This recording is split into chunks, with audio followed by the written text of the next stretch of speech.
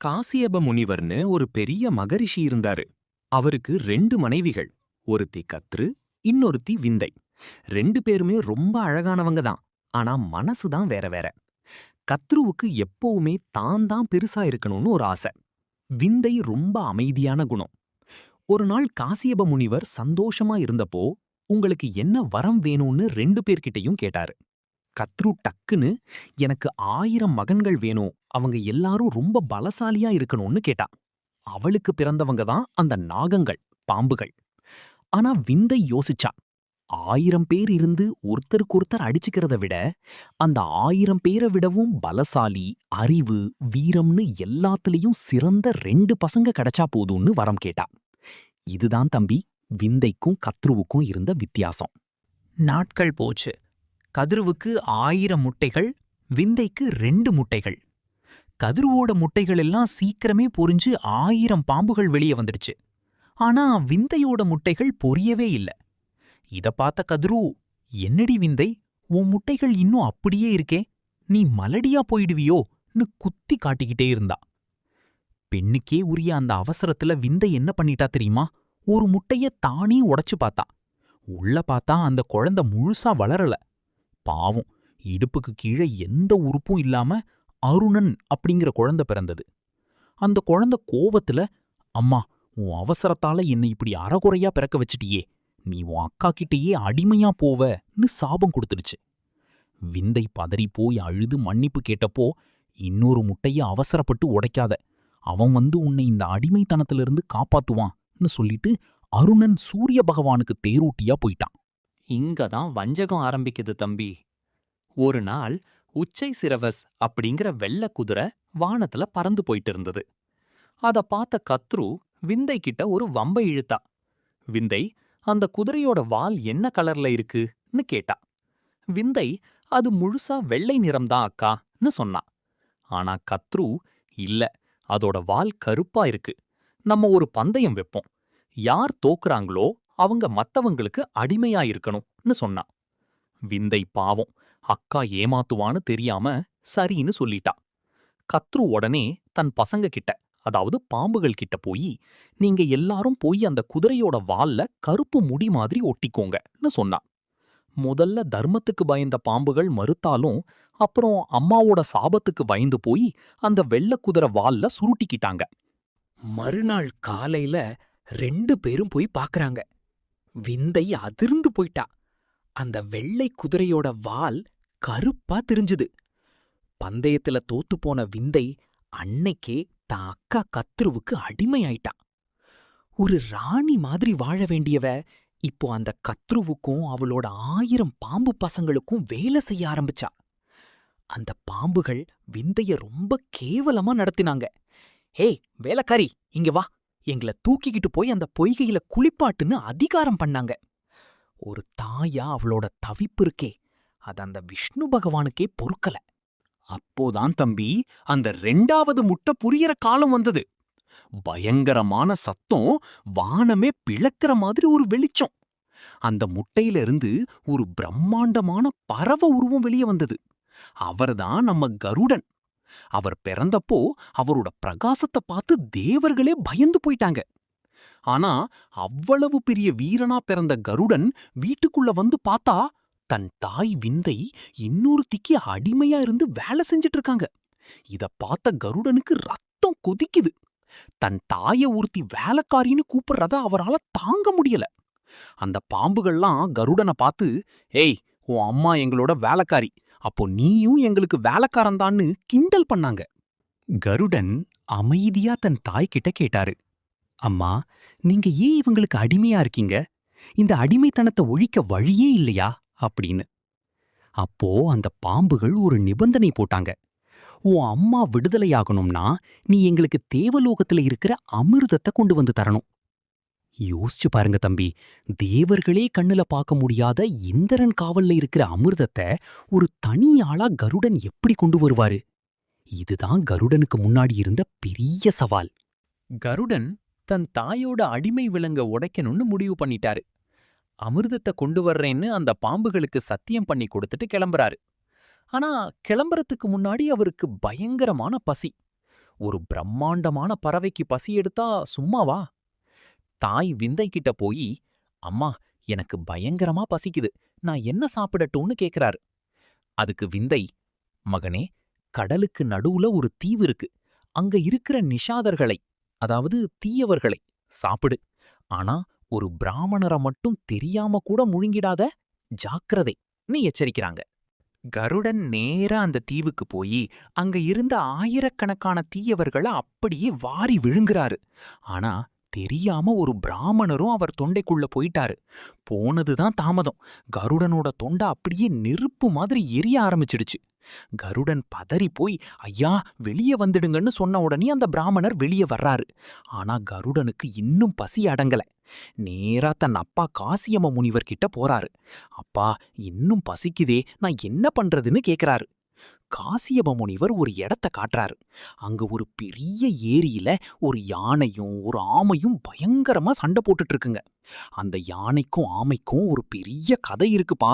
அவங்க 2 பேரும் போன ஜென்மத்துல அண்ணன் தம்பிங்க. சொத்து தகராறுல ஒருத்தர் சபிச்சுக்கிட்டு இப்படி மிருகங்களா மாறி சண்டை போட்டுட்டு இருக்காங்க. கருடன் என்ன பண்ணார் தெரியுமா? அப்படியே மேல இருந்து பாஞ்சு வந்து ஒரு கால்ல அந்த பெரிய யானையையும் இன்னொரு கால்ல அந்த ராட்சத ஆமையையும் அப்படியே தூக்கிக்கிட்டு வானத்துல பறந்தாரு. அவரோட வேகத்துல ஆகாயமே அதிருது. சாப்பிடுறதுக்கு ஒரு நல்ல இடம் தேடி பறந்தப்போ ஒரு பெரிய ஆலமரம் கண்ல பட்டது. அந்த மரத்தோட கிளை மேல போய் உட்கார்ந்தாரு. ஆனா பாரு, கருடனோட பாரம் தாங்காம அந்த மரத்தோட ஒரு பெரிய கிளை மடமடன்னு உடைய ஆரம்பிச்சுது. அந்த கிளையில தான் வாலகில்லியர்கள் அப்படிங்கிற கட்டை விரல் அளவு இருக்கிற ரிஷிகள் தலைகீழ தொங்கி தவம் பண்ணிட்டு இருந்தாங்க. ஐயையோ, நாம இந்த கிளைய விட்டா இந்த ரிஷிகள் எல்லாம் செத்து போயிடுவாங்களேன்னு பயந்த கருடன் அந்த உடைஞ்ச கிளைய தன் அலகால வாயால கவ்வி புடிச்சுக்கிட்டு அப்படியே அந்த யானையையும் ஆமையையும் கால்கள்ல தூக்கிக்கிட்டு பல மைல் தூரம் பறந்தாரு. நினைச்சு பாருப்பா, வாயில ஒரு பெரிய மரக்கிளை, 2 கால்ல 2 ராட்சத மிருகங்கள். இதத்தான் மகாபலின்னு தேவர்கள் கொண்டாடுறாங்க. கடைசியா ஒரு வெறிச்சோடிய மலை மேல அந்த கிளைய மெதுவா இறக்கி வச்சுட்டு அந்த ரிஷிகளை காப்பாத்தினாரு. அப்புறம் அந்த யானையையும் ஆமையையும் சாப்பிட்டு முடிச்சிட்டு ஒரு வழியா பசிய தீர்த்துக்கிட்டாரு. இப்போ கருடனுக்குள்ள ஒரு புது தெம்பு. நேரா தேவலோகத்தை நோக்கி பறக்கறாரு. கருடன் வர்ற வேகத்தை பார்த்தே தேவலோகத்துல பூகம்பமே வருது.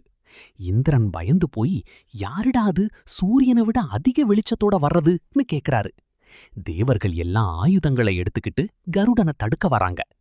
வாயு பகவான் காத்த வேகமா வீசுறாரு. அக்னி பகவான் நெருப்ப உமிழறாரு. ஆனா நம்ம கருடன் எதற்கும் அஞ்சல. அவரோட சிறகுகளை ஒரு வீசு வீசினாரு பாரு, தேவர்கள் எல்லாம் அப்படியே செதறி போய் விழுந்தாங்க. இந்திரனோட வஜ்ராயுதத்தையே கருடன் சமாளிச்சாரு. கருடனோட வீரம் இந்திரனுக்கே ஆச்சரியத்தை தந்தது. கடைசியா அமிர்தம் இருக்கிற இடத்துக்கு போயிட்டாரு. அங்க ஒரு பயங்கரமான பாதுகாப்பு. அமிர்தத்தை சுத்தி ஒரு பெரிய நெருப்பு சக்கரம் சுத்திட்டே இருக்கு. அந்த நெருப்ப தாண்ட யாராலையும் முடியாது. கருடன் என்ன பண்ணாரு தெரியுமா? வேகமா கடலுக்கு போய் தன் வாயில தண்ணிய மொண்டுட்டு வந்து அந்த நெருப்பு மேல ஊத்தி அதா அணைச்சாரு. நெருப்ப அணைச்சதுக்கு அப்புறம் பார்த்தா அங்க 2 பெரிய நாகங்கள், பாம்புகள் கண் சிமிட்டாம அமிர்தத்தை பாதுகாத்துட்டு இருக்கு. அந்த பாம்புகளோட கண்ணை பார்த்தாலே மனுஷன் செத்து போயிடுவான். கருடன் ஒரு நிமிஷம் கூட யோசிக்கல. காத்திலிருந்து புழுதிய வாரி இறைச்சு அந்த பாம்புகளோட கண்ணை மறைச்சு மின்னல் வேகத்துல அந்த 2 பாம்புகளையும் கொன்னுட்டு அமிர்த கலசத்தை தூக்கிக்கிட்டு பறக்க ஆரம்பிச்சாரு. அமிர்தத்தை தூக்கிட்டு வரும்போது வழியில மகாவிஷ்ணுவ சந்திக்கிறாரு. கருடனோட சுயநலமில்லாத வீரத்தை பார்த்து மகாவிஷ்ணுவுக்கு ரொம்ப பிடிச்சு போச்சு. உனக்கு என்ன வரம் வேணும்னு கேக்குறாரு. கருடன், சாமி, நான் அமிர்தம் குடிக்காமலேயே எனக்கு சாகா வரம் வேணும். அப்புறம் நான் எப்பவுமே உங்களுக்கு மேல இருக்கணும்னு கேட்டாரு. விஷ்ணு சிரிச்சுக்கிட்டே, அப்படியே ஆகட்டும், நீ எனக்கு வாகனமாவும் இரு, அதே சமயம் என் கொடியிலையும் நீ எனக்கு மேல இருப்பன்னு வரம் கொடுத்தாரு. இந்த சந்திப்புக்கு அப்புறம்தான் கருடன் விஷ்ணு வாகனமா மாறினாரு. கருடன் அமிர்த கலசத்தை தூக்கிட்டு வர்ற வேகத்தை பார்த்து இந்திரன் பயந்து போய் பின்னாலேயே துரத்திக்கிட்டு வந்தாரு. தன்னோட வஜ்ராயுதத்தை எடுத்து கருடன் மேல வீசினாரு. வஜ்ராயுதம்ங்கிறது உலகத்திலேயே ரொம்ப சக்தி வாய்ந்த ஆயுதம்பா. ஆனா கருடன் என்ன பண்ணாரு தெரியுமா? அந்த ஆயுதத்துக்கு மரியாதை கொடுக்கணும்னு நினைச்சு தன்னோட ஒரு சிறக மட்டும் உதர்னாரு. அந்த சிறகுல ஒரு சின்ன இறகு மட்டும் கீழே விழுந்தது. இந்திரனே, உன் ஆயுதத்துக்கு நான் பயப்படல. ஆனா அத உருவாக்குன ததீசி முனிவருக்கு மரியாதை கொடுக்கணுமேனு தான் இந்த ஒரு இறக விட்டு கொடுத்தேன்னு சொன்னாரு. கருடனோட இந்த அடக்கத்தை பார்த்த இந்திரன் அசந்து போயிட்டாரு. உன் வீரம் எனக்கு பிடிச்சிருக்குப்பா, நாம நண்பர்களா இருப்போன்னு கை கொடுத்தாரு. அப்போ இந்திரன் ஒரு கோரிக்கை வச்சாரு. கருடா, இந்த அமிர்தம் அந்த தீய பாம்புகள் கைக்கு கிடைச்சா உலகம் தாங்காது. அதனால அத அவங்க குடிக்காம பாத்துக்கோன்னு சொன்னாரு. கருடன் சிரிச்சுக்கிட்டே, கவலைப்படாதீங்க இந்திரரே, என் தாயை விடுவிக்கத்தான் நான் இத கொண்டு போறேன். ஆனா அவங்க இத ஒரு சொட்டு கூட குடிக்காம நான் பாத்துக்கிறேன். நீங்க சரியா ஒரு நேரத்துல வந்து கலசத்தை தூக்கிட்டு போயிடுங்கன்னு ஒரு சூப்பர் பிளான் போட்டாரு. கருடன் நேரா தன் தாயும் அந்த பாம்புகளும் இருந்த இடத்துக்கு பறந்து வந்து இறங்குனாரு. அந்த பிரகாசத்தை பார்த்து பாம்புகளெல்லாம் ஓடி வந்துச்சுங்க. இதோ அமிர்தம், சொன்னபடி கொண்டு வந்துட்டேன். இப்பவே என் தாயை விடுவிக்கணும்னு சிங்கம் மாதிரி கர்ஜிச்சாரு. அந்த பாம்புகள் ஆசை தீர அமிர்தத்தை பார்த்ததுங்க. சரி கருடா, இன்னில இருந்து உன் அம்மாவும் நீயும் சுதந்திரமானவங்க. நீங்க எங்க வேணா போய்க்கலாம்னு சொல்லிட்டு அமிர்தத்தை குடிக்க அவசர அவசரமா கிளம்புச்சுங்க. அப்போதான் கருடன் தன்னோட தந்தரத்தை ஆரம்பிச்சாரு. நில்லுங்க, இது சாதாரணமான பானம் இல்ல, அமிர்தம். இத அப்படியே குடிக்க கூடாது. நீங்க எல்லாரும் முதல்ல ஆத்துல போய் குளிச்சிட்டு சுத்தபத்தமா வந்து அப்புறம்தான் குடிக்கணும். அது வரைக்கும் நான் இந்த தரையில தர்பை புல்லு மேல இந்த கலசத்தை வைக்கிறேன்னு சொன்னாரு.